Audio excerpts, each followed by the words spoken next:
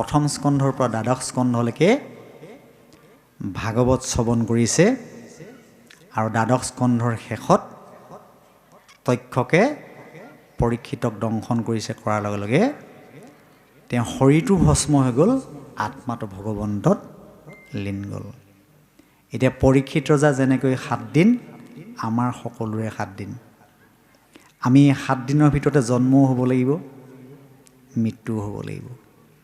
গতিকে আমাৰ এটা দিনো যদি যাতে খালী নাযায়। মাধৱ পুৰুষে ঘোষাত লিখিছে, সেহিখে দুদিনৰ বুলিয়ে ভাই মেঘাচ্ছন্ন নহয় দুদিন। সেইটো দিনো আমাৰ বেয়া দিন নহয়, যিটো দিন মেঘে গাজনিয়ে ঢেৰেকণিয়ে বতৰৰ চকুৱে মেলা নাই। কিন্তু আমাৰ কাৰণে দুদিন সেইটোহে, যিটো দিনত আমি গুৰু সেৱা কৰিব পৰা নাই, এজন ভকতক সেৱা কৰিব পৰা নাই, সেইটো দিনহে আমাৰ দুদিন বুলি কৈছে। এতিয়া আমাৰ হিচাপটো কেনেকৈ হ'ব? আমাৰ শৰীৰত 14জন সাক্ষী আছে, 2জন কেৰাণী আছে, চিত্ৰ আৰু গুপ্ত। আমি প্ৰতিদিনৰ দিনলিপিত কি কি কৈছোঁ চিত্ৰই দেখাখিনি লিখিব, গুপ্তই যিখিনি আপুনি মনে মনে কৈছে কোনেও দেখা নাই সেইখিনি লিখি যাব। আৰু যিদিনা আপোনাৰ এই শৰীৰৰ পৰা আত্মা ওলাই যাব, যমৰজাৰ টেবুলতহে ফাইলটো দি দিবগৈ। যমৰজাই এফালৰ পৰা চাই যাব আৰু কিমান দিন ঈশ্বৰৰ সেৱা কৰিলে, কিমান দিন নাই কৰা, কিমান দিন বিধাত পঠিয়ালে, সেইবোৰ হিচাপ নিকাচ কৰি যদি আপুনি ভাল কাম কৰিছে ভাল জেগালৈ পঠিয়াব, যদি বেয়া কাম কৰিছে বেয়া জেগালৈ আকৌ পঠিয়াই দিব। গতিকে তোমাক মই ভাণ্ডো, তুমি মোক ভাণ্ডা, 14 সাক্ষীক ভান্দিবা কোনো উপায়। কোনেও কাকো ফাঁকি দিব নোৱাৰে। আমাৰ 14জন সাক্ষী শৰীৰতে আছেই। সেইকাৰণে শংকৰ গুৰুৱে চকুৰি ভকতক, প্ৰতিজন ভকতক এটা এটা বগৰী দি পঠিয়াইছে। আৰু বগৰীটো কৈছে যে কোনেও নেদেখাকৈ খাব লাগিব, আৰু পিছদিনা মোক কোনে ক'ত ক'ত খালে ক'ব লাগিব। এতিয়া চকুৰিজন ভকতে 120জন ভকতে এটা এটা বগৰী লৈ গৈছে। কোনোবাই কৈছে মই বিচনাৰ তলত খালোঁ, কোনেও দেখা নাই। কোনোবাই কৈছে মই দৰ্জা চুকত সোমাই খাইছোঁ, কোনেও দেখা নাই। এনেকৈ বিভিন্নজনে বিভিন্নভাৱে কৈছে। কিন্তু ৰামৰামাটোৱে কি কৰিলে, বগৰীটো আনি পেলাই শংকৰ গুৰুক ঘূৰাই দিলে। কৈছে মই খাবলৈ জেগাই নাপালোঁ, মই ক'ত লুকুৱাই খাম, মোৰ শৰীৰত দেখোন 14জন সাক্ষী, 2জন কেৰাণী আছেই। তেতিয়া মাধৱ পুৰুষে এই ঘোষাত লিখি দিছে, তোমাক মই ভাণ্ডো, তুমি মোক ভাণ্ডা, 14 সাক্ষীক ভান্দিবা কোনো উপায়। গতিকে আমি কোনেও কাকো ফাঁকি দিব নোৱাৰোঁ। ফাঁকিটো কাক দিয়ে? নিজকে দিয়ে, আনক দিব নোৱাৰে। বাৰু কৃষ্ণ।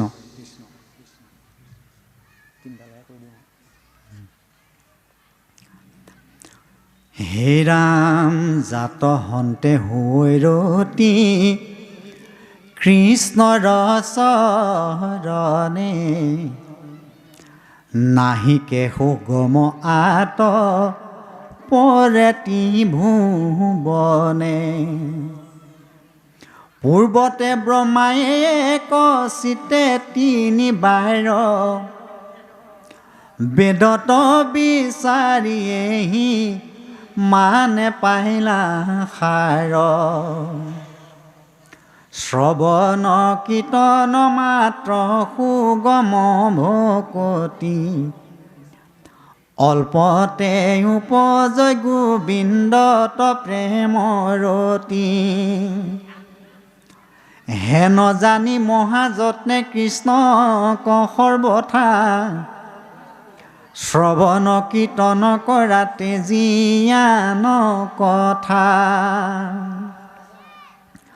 শুদ্ধ হৈ বায়ে তেকেতে জীৱ মায়া জালে, কৃষ্ণৰ পৰম পদ পাইবা অল্পকালে। 2 অধ্যায়ৰ কথা গৈলা এহি মানে, শুকমুনি কহন্ত ৰাজাত বিদ্যমানে জ্ঞানী মনুষ্যৰ সিমানে প্ৰয়োজন কৰিবে কৃষ্ণক মাত্ৰ শ্ৰৱণ কীৰ্তন যেন ফল পাৱ সবে দেৱতাক যজি লভে সৰ্বসিদ্ধি প্ৰভু মাধৱক ভজি এই অজ্ঞানীকে সেৱয়ান দেৱতাসকল যেন পুত্ৰ ভাৰ্যাৰ ভজনে তুচ্ছ ফল ভকত জনৰ সংগে ৰংগে সৰ্বক্ষণ কৃষ্ণক আৰাধি কৰে শ্ৰৱণ কীৰ্তন এই মানে পুৰুষাৰ্থ পুৰুষৰ আন কৰ্ম সবে ব্যৰ্থ হৰি বিমুখৰ শুনন্তে উপজ জ্ঞান শুদ্ধ হৈ মতি ইহ পৰলোকত সুখত বিৰকতি মুখ্যটোই অধিক সুখ প্ৰেম ভকতি হেন হৰি কথাত নকৰৈ কোনে ৰতি হেন শুনি সুতত শৌনকে বিনাবন্ত আৰু কিবা শোকত শুনি পতি পুচিলন্ত শুনিতে চুকৈ আছে দুয়ো বৈষ্ণৱৰ যেন ভৈল সংবাদ কহিও নিৰন্তৰ ক্ষণে কোনো শুনে কৃষ্ণ কথা যিটো নৰ ব্যৰ্থে আয়ু হৰে সূৰ্য সিটো মনুষ্যৰ হেন জানি কৃষ্ণৰ হেন জানি কৃষ্ণ কথা সংসাৰতে সাৰ কহিও কহৌ কয়ো সম্ফল আমাৰ এতিয়া সুন্দৰকৈ উল্লেখ কৰিছে যে অজ্ঞানীকে সেৱয়ান দেৱতাসকল যেন পুত্ৰ ভাৰ্যাৰ ভজনে তুচ্ছ ফল যিসকল অজ্ঞানী সেইসকলহে অন্য দেৱতাসকলক সেৱা পূজা নমস্কাৰ কৰে আৰু যেন পুত্ৰ ভাৰ্যাৰ ভজনে তুচ্ছ ফল এতিয়া আমি পুত্ৰ ভাৰ্যাকে আদি কৰি যিখন আমি গৃহত আছোঁ এই গৃহখনৰ পৰা কেইটামান পাব লগা সম্পত্তি আছে সেইটো আমাৰ ফালৰ কথা কৈছোঁ দেই আপোনালোকৰ ফালৰ নহয় যে কলিযুগটো কেনেকুৱা হ'ব এই বিষয়ে যুধিষ্ঠিৰৰ আগত ভীষ্মই কৈছিল ভীষ্ম যেতিয়া সৰহসজ্জাত পৰি আছিল আৰু সৰহসজ্জাত পৰি থাকোঁতে যুধিষ্ঠিৰে ইষ্টমিত্ৰ ককাই ভাই ইষ্ট কুটুম যিখিনিক বধিলে বধাৰ পাছত তেওঁ যদিও ৰজা হ'ল তেওঁ মনটো পতিয়ন যোৱাব পৰা নাই তেতিয়া কৃষ্ণই ভীষ্মৰ ওচৰলৈ লৈ গৈছে যুধিষ্ঠিৰক আৰু যুধিষ্ঠিৰৰ হতুৱাই